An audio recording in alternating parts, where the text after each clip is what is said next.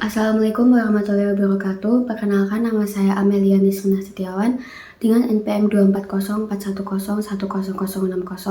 Di sini saya akan memberikan sebuah video untuk UTS lisan saya dengan mata kuliah Governansi Digital kelas H041 dengan dosen Pak Bagus Nuari Hermawan.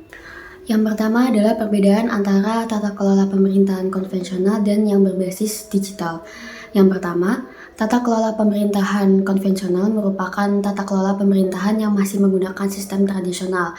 Hal ini sangat bergantung pada sistem manual yang dilakukan oleh tenaga manusia dan bergantung juga pada interaksi langsung secara tatap muka atau secara fisik. Seperti contoh, apabila kita ingin mengurus surat tinggal domisili, kita masih harus ke kantor kelurahan yang bersangkutan untuk mengurus surat tersebut dan bertatap muka langsung dengan para pegawai yang berada di situ untuk mengurus surat tersebut.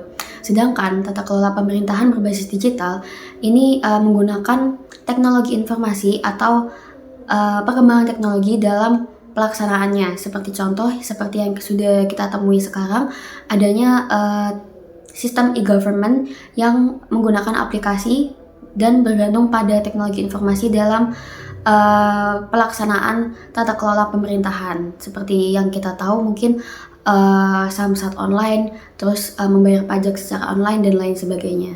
Pertanyaan kedua menanyakan tentang solusi yang dapat dilakukan oleh pemerintah untuk menyelesaikan permasalahan kesenjangan digital yang dialami oleh aktor pemerintah dan masyarakat.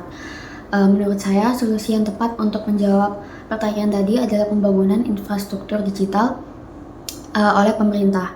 Mengapa pembangunan infrastruktur digital? Karena infrastruktur merupakan dasar atau fondasi dalam mengatasi permasalahan kesenjangan digital ini. Karena tanpa akses yang memadai juga, kesenjangan ini akan terus berlanjut, terutama pada daerah di 3T. Hal pertama yang dapat dilakukan yaitu membangun jaringan broadband nasional. Hal ini dapat dilakukan dengan mengalokasikan anggaran untuk membangun infrastruktur internet di daerah terpencil seperti melalui proyek fiber optik atau satelit. Hal ini dapat kita lihat dari pembangunan proyek pemerintah bernama Palaparing yang memperluas cakupan internet di wilayah-wilayah pedalaman. Kemudian yang kedua adalah menyediakan akses wifi publik yang dapat diakses oleh seluruh lapisan masyarakat. Hal ini sebaiknya dilakukan di bangunan-bangunan infrastruktur atau fasilitas umum seperti sekolah, puskesmas, dan kantor pemerintahan untuk memudahkan akses bagi masyarakat dan pejabat pemerintah dalam melakukan tata kelola pemerintahan berbasis digital. Kemudian solusi yang kedua yaitu peningkatan pendidikan dan keterampilan digital. Mengapa pendidikan? Karena menurut saya untuk mengatasi kesenjangan yaitu kita harus memperbaiki kualitas dari sumber daya manusia itu sendiri. Hal ini dapat dilakukan dengan meluncurkan kampanye nasional seperti kursus online atau offline tentang penggunaan internet, media sosial, dan alat digital dasar. Kampanye ini dapat ditargetkan untuk masyarakat umum, termasuk kelompok rentan seperti lansia dan penyandang disabilitas, serta untuk pejabat pemerintah agar mereka lebih efisien dalam memberikan layanan. Karena tidak bisa dibungkiri juga bahwa para pegawai pemerintah juga masih harus memerlukan pelatihan tentang pelayanan publik berbasis digital ini tadi. Kemudian yang kedua yaitu memasukkan pelajaran tentang teknologi digital ke dalam kurikulum sekolah dasar hingga perguruan tinggi, termasuk pelatihan coding dan keamanan cyber. Pemerintah juga bisa bekerja sama dengan platform seperti Ruang Guru atau mungkin Coursera untuk menyediakan akses gratis ini tadi. Pertanyaan nomor 3 yaitu sebutkan dan jelaskan tantangan apa saja yang dialami dalam implementasi government yang diterapkan di negara-negara berkembang. Menurut saya, tantangan pertama yang dialami oleh negara-negara berkembang dalam implementasi government yaitu infrastruktur digital yang kurang memadai. Tidak bisa kita pungkiri bahwa pembangunan infrastruktur di Indonesia, termasuk pembangunan infrastruktur digital ini masih kurang merata dengan sempurna. Hal ini dapat kita lihat bahwa pembangunan infrastruktur itu masih tersentralisasi, walaupun memang sekarang masih sudah banyak sekali program pembangunan infrastruktur yang memfokuskan pada daerah-daerah terpencil. Namun, di daerah-daerah terpencil itu pun juga masih kurang akan infrastruktur digital, sehingga memperlambat implementasi e-government. Bahkan untuk meraih sinyal saja atau koneksi, masyarakat atau warga yang berada di daerah terpencil ini masih sangat terkendala, apalagi dalam implementasi e-government.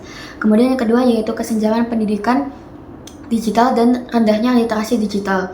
Menurut saya, penduduk di negara-negara berkembang seringkali kurang memiliki keterampilan digital atau bahkan pengetahuan tentang cara menggunakan platform online.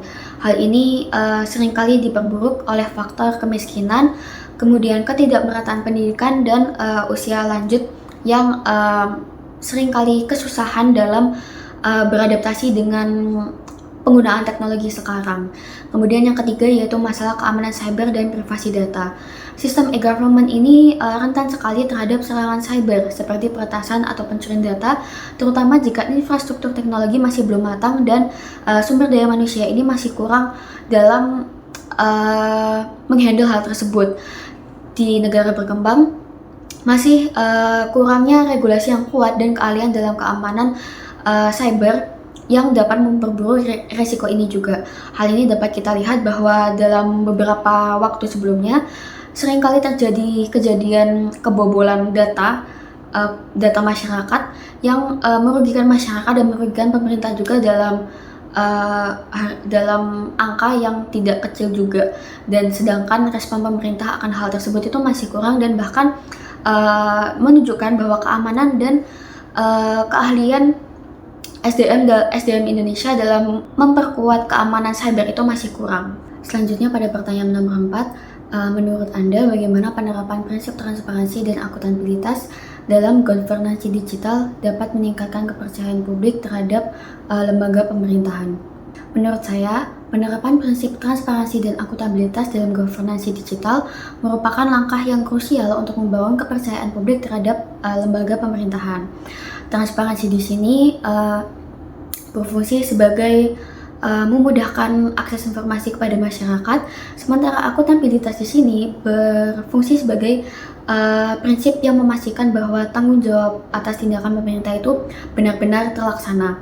Sehingga apabila prinsip ini benar-benar diimplementasikan dengan baik, maka prinsip ini dapat berfungsi juga sebagai pilar utama untuk mengurangi keraguan masyarakat, meningkatkan partisipasi masyarakat, dan meminimalkan potensi korupsi. Transparansi di sini berfungsi sebagai meningkatkan akses informasi.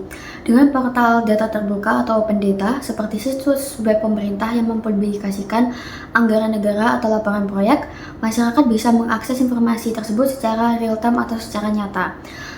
Seperti contoh, di sini pemerintah sudah memflorkan atau memberikan informasi terkait anggaran APBN kepada masyarakat, sehingga masyarakat bisa mengetahui secara langsung anggaran apa saja yang sedang direncanakan oleh pemerintah.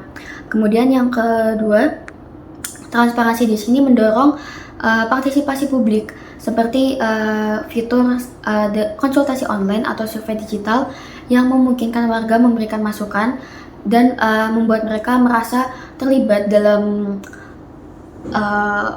proses kepemerintahan dan merasa dihargai. Kemudian akuntabilitas di sini berarti pemerintah dan pejabatnya harus bertanggung jawab atas tindakan mereka dengan mekanisme digital untuk melacak, mengevaluasi, dan menindaklanjuti kesalahan. Nah, ketika transparansi dan akuntabilitas diterapkan secara sinergis dalam governansi digital, maka dua prinsip ini akan menciptakan lingkaran yang positif yang juga dapat memperkuat kepercayaan masyarakat.